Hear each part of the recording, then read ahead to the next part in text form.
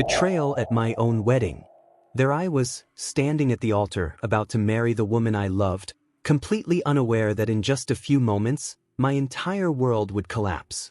This is the story of how my best friend and my fiancée decided to humiliate me in the worst way possible. And how I almost said, "I do," without knowing that they had already said it to each other. Her name was Emily. She was the love of my life, the woman I thought I was going to spend forever with. We had been together for 4 years, and when I proposed, she cried happy tears. I thought we were perfect. And my best friend Jake? We had been inseparable since college. The guy had been my ride or die through everything. He was my best man, my brother in all but blood. I trusted him with my life. So imagine my stupid, clueless happiness as I stood there on my wedding day, surrounded by friends and family, minutes away from marrying the woman of my dreams. The ceremony started. The music played. Emily walked down the aisle looking like something out of a fairy tale. My heart was pounding. I was ready to make the biggest commitment of my life. I barely noticed that Jake looked a little too tense. That Emily was avoiding eye contact with me. That something in the air felt off. I should have noticed. I should have known. Because the moment the priest said, "If anyone has any objections, speak now or forever hold your peace," Jake stepped forward. The room went silent. I turned to look at Jake, confused. What the hell was he doing? And then, in front of everyone, he said the words that would ruin my entire life. "I can't let you do this, man." I actually laughed, thinking it was some dumb joke. "What are you talking about?" He looked at Emily, and she looked back at him with guilt written all over her face. And that's when I knew. Before he even said it, before he dropped the nuclear bomb on my life, I knew. I love her. We've been together behind your back. She was going to tell you after the wedding, but I can't let you go through with this. I heard gasping. Someone dropped a glass. But all I could hear was my own heartbeat pounding in my ears. I turned to Emily, waiting for her to deny it, to scream that he was lying, that this was some cruel prank. She didn't. She just stood there. Then she started crying. "I'm so sorry," she whispered. "I didn't mean for it to happen." Didn't mean for it to happen? Didn't mean for it to happen? My entire life was a lie. Turns out, these two scumbags had been sneaking around for almost a year. A year. Emily told me she was working late. She was with Jake. Jake told me he had family stuff. He was with Emily. And the worst part? I had been telling Jake about my doubts. About how Emily had been acting weird. And he had looked me in the eyes and said, "You're overthinking it, bro. She loves you." Yeah, sure. The entire church was in chaos. Emily was crying. Her parents looked like they wanted to disown her. Jake just stood there like some tragic hero, like he thought he was doing something noble. I was just numb. Then I started laughing. Not because it was funny, but because if I didn't laugh, I was going to lose my mind. And then I turned to the priest and said, "Well, I guess someone objected." And I walked out. I disappeared for a while. Turned my phone off. Blocked both of them. I heard later that Emily and Jake tried to make it work. That they actually dated for a few months. But guess what? It didn't last. Because if you build something on betrayal, it's destined to fall apart. And last I checked, Jake is single, and Emily moved to another state. Meanwhile, I rebuilt my life.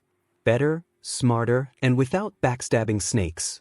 And if I ever get married again, you better believe there won't be an objection section. Wanted for a crime I didn't commit. I trusted my girlfriend, Sarah.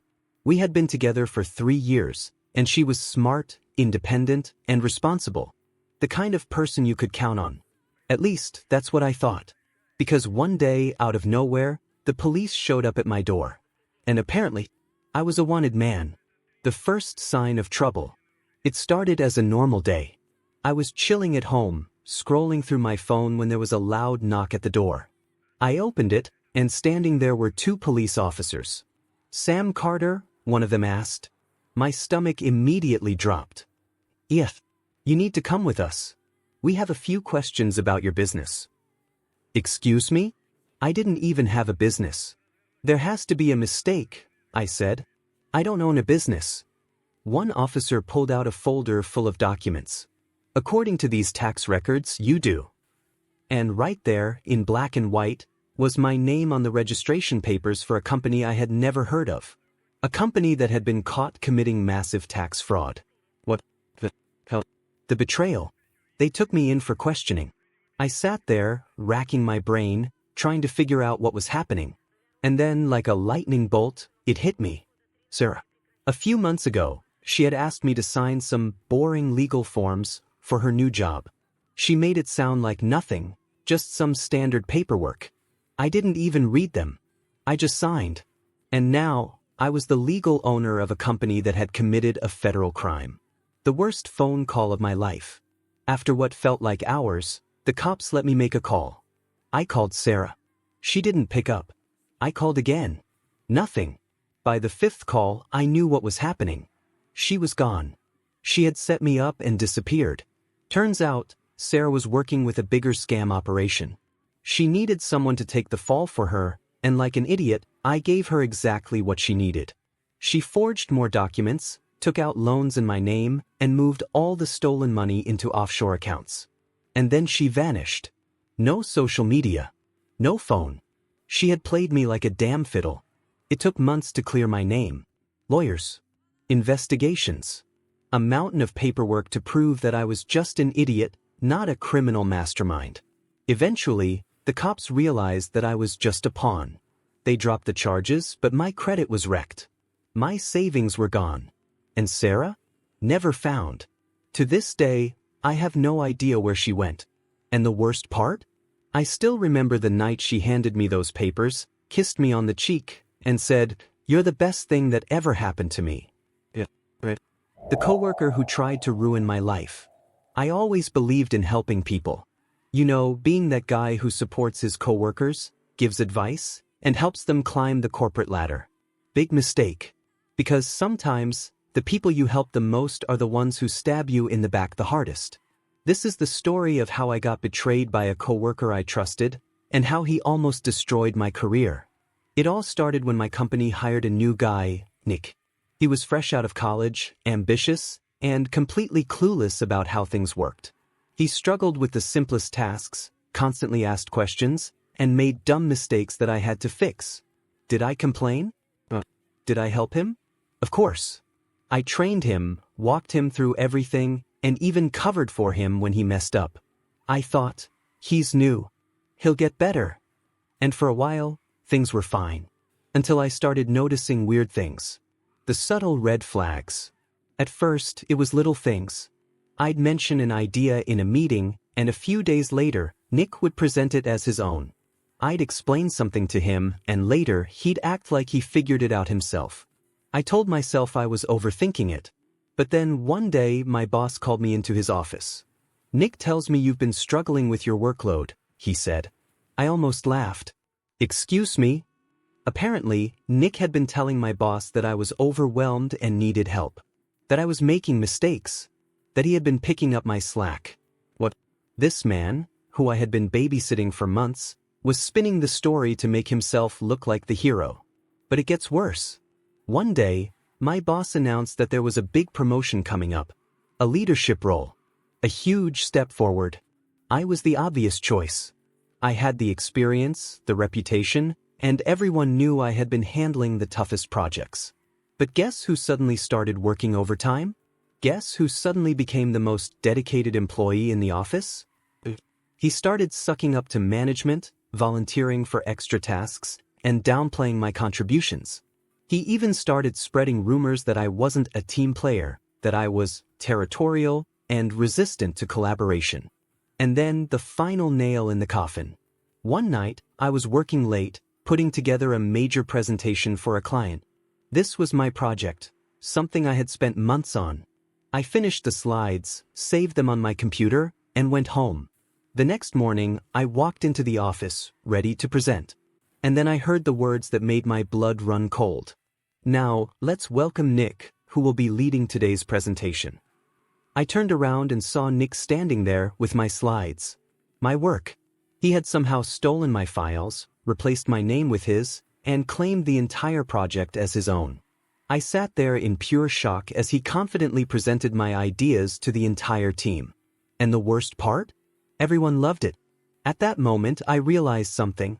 If I didn't fight back, this guy was going to take everything from me. So I stood up, right in the middle of the presentation. "Wow, Nick," I said, loud enough for the whole room to hear. "You're so confident presenting my work." The room went silent. Nick's face drained of color. "What? I wrote that report. I made those slides. Every single thing you just said came from my work." I turned to my boss. "Check the timestamps on the files. You'll see who really did the work." At first, my boss looked skeptical. But I could see doubt creeping in. "Nick, is this true?"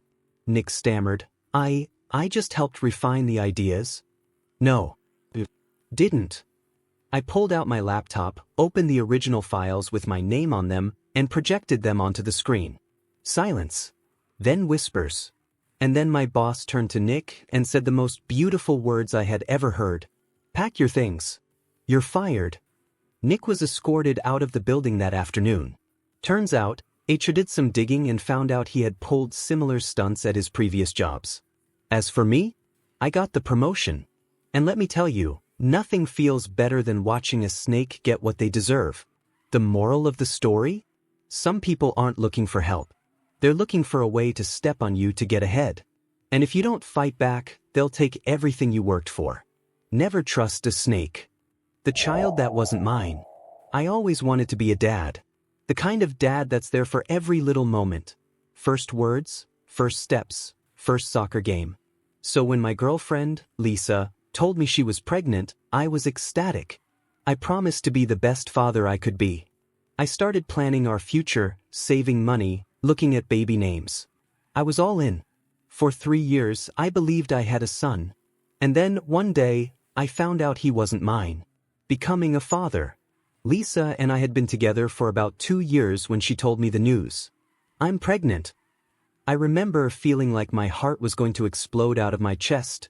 From excitement, from fear, from sheer happiness. I hugged her, kissed her, told her that we were in this together. I wasn't just going to be some half-present father. I was going to be all in. Pregnancy wasn't easy, but I was there every step of the way. Doctor's appointments, cravings, morning sickness, I handled it all. I held her hand when she screamed through labor. And when our son, Ethan, was born, I swore in that moment that I would do anything for him. I was completely in love with that little boy. I changed diapers, stayed up all night rocking him to sleep, took hundreds of photos of him doing absolutely nothing. When he said, "Dada," for the first time, I almost cried. This was my son. Or so I thought. For 3 years, I was the happiest dad in the world. Until one random afternoon, when my mom casually mentioned something that made my stomach drop. She was playing with Ethan, brushing his light blonde hair out of his face, when she said, "It's funny, he doesn't really look like you at all." I laughed it off. Yeah, he takes after Lisa more. But later that night, I couldn't stop thinking about it. Lisa and I both had dark brown hair. Our families were full of dark-haired, dark-eyed people. Yet Ethan had blonde hair and bright blue eyes. I shook it off. Genes are weird, right? But that little thought? It never went away. I told myself I was being paranoid. But the thought kept gnawing at me. Then one day, while shopping online, I saw one of those home DNA test kits. I hesitated. I felt guilty even considering it. But a tiny voice in my head said, "What if?" So I ordered it.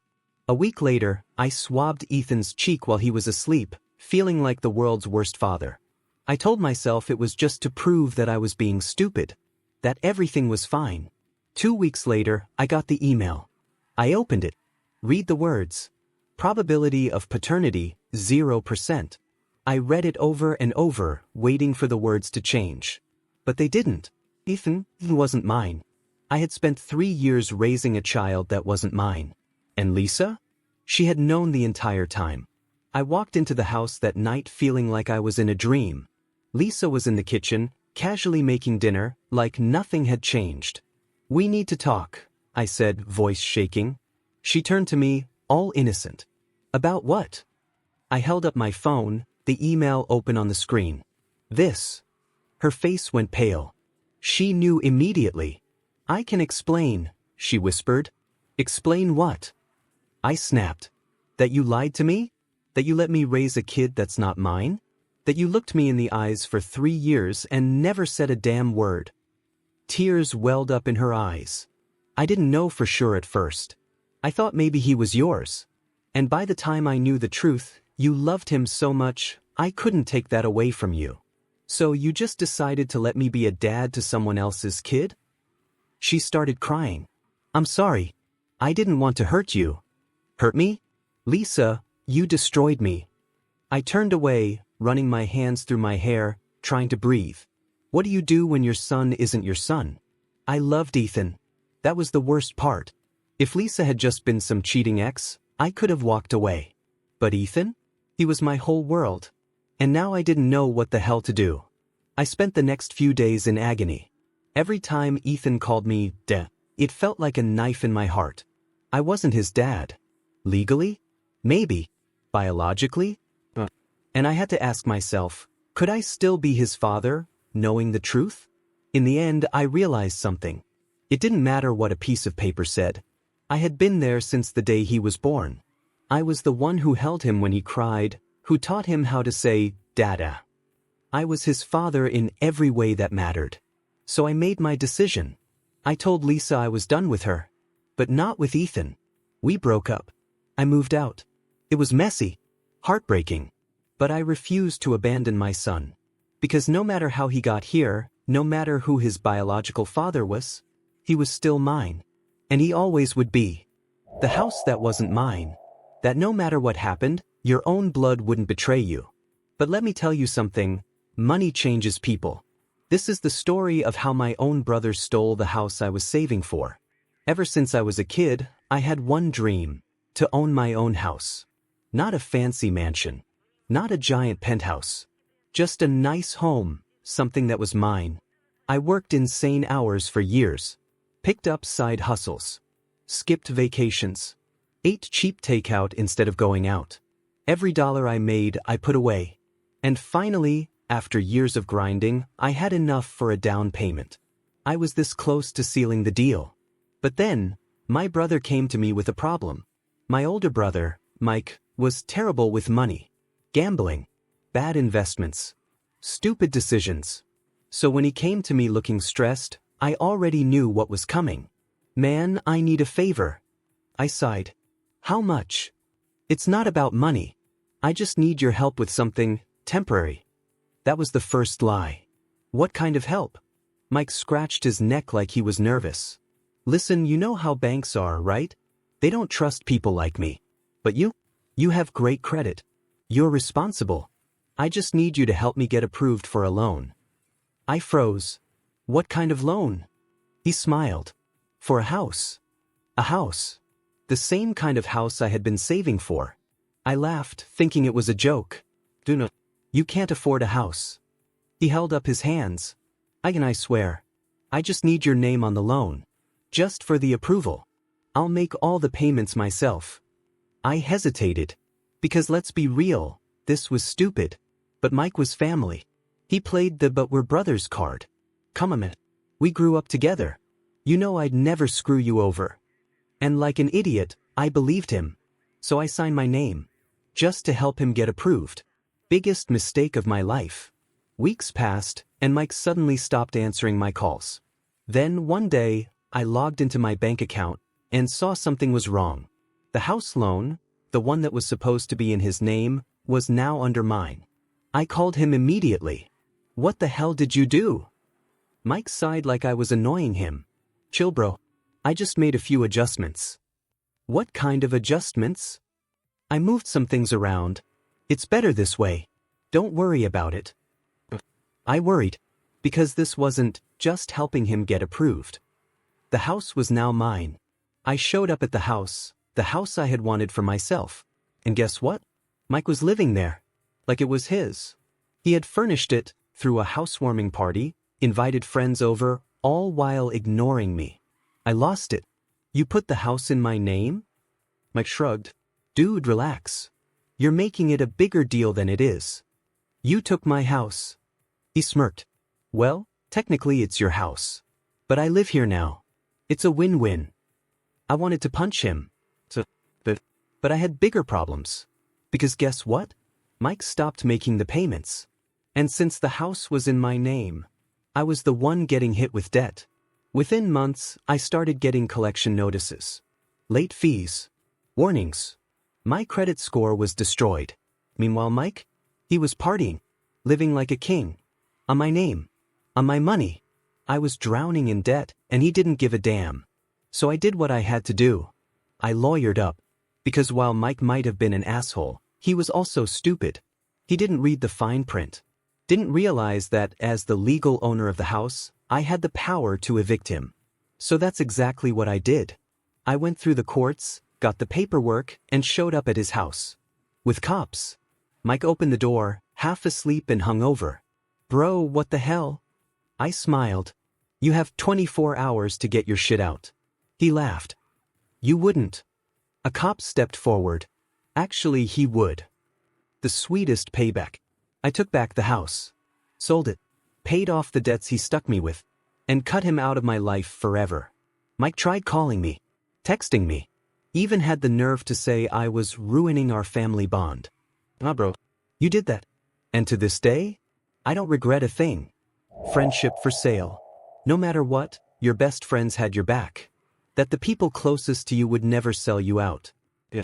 Turns out I was dead wrong. Because one day, I found out that my so-called best friend had literally sold me like a damn product. Let me explain. My best friend, Jake, and I had been tight since high school. We did everything together. Same college, same apartment, even worked in the same industry. He was like a brother to me. But there was one problem. Jake was terrible with money. Gambling. Expensive taste. Stupid decisions. And no matter how many times I bailed him out, he never learned. I lent him money so many times, I lost count. And every time he'd say, "Bro, I swear I'll pay you back next month." Next month came. Then the next. Then the next. No money. And I was too nice to press him for it. Until one day I realized he wasn't just borrowing money from me. He was borrowing from some very bad people. The first red flag. One night, we were out for drinks, and I noticed Jake was acting weird. He kept checking his phone. Kept looking over his shoulder. "You good, man?" I asked. He forced a laugh. "Yeah, just stressed about work." I let it slide. But then, a few days later, I got a call that changed everything. A known number. I picked up. "You're Sam, right?" The voice was deep. Unfamiliar. Who's this?" The guy ignored my question. "You know Jake?" My stomach dropped. "Yeah." "Why?" "He owes us money. A lot of money. And he says you're gonna cover it." "Excuse me? The hell I am." I snapped. "That's his problem, not mine." The guy chuckled. "Yeah. That's what we thought. Until he bet on you." "He did what?" I thought I misheard. "Bet on me? What the hell does that mean?" The guy sighed like he was talking to a child. "Your boy Jake had no money. So he put you up instead. Said you'd pay his debt for him." I went cold. "Are you kidding me?" "Nope." I was stunned. My best friend had literally sold me out like I was some kind of asset. I called Jake immediately. He picked up. "Yo, what's up?" "Don't me, you little shit." I exploded. "Who the hell did you tell that I'd cover your debt?" Silence. Then, the fakest nervous laugh I had ever heard. "Bro, you weren't supposed to find out." "Find out?" I could feel my blood boiling. "So what, you just decided to auction me off like a damn prize?" Jake sighed. "Look man, I was gonna tell you." "When?" "When these guys showed up at my house." "What the hell is wrong with you?" "And you know what this idiot said?" "Chill bro. It's not that deep." "Not that deep." This dude sold me out to actual criminals and had the nerve to tell me to chill. I had never been so close to punching someone in my life. I spent the next few days undoing the damage. I had to convince these guys that I had nothing to do with Jake's debts, that I wasn't paying a single dime. It took some serious talking and a little bribing, but eventually, they let me off the hook. Jake wasn't so lucky. They found him.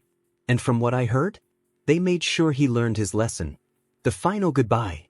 Jake tried calling me, texting me. Bro, I messed up, but I need your help. Bro, please. I swear I'll fix this. I blocked his number. I was done. Because there's one thing worse than a broke friend. A broke friend who's willing to sell you out to save himself.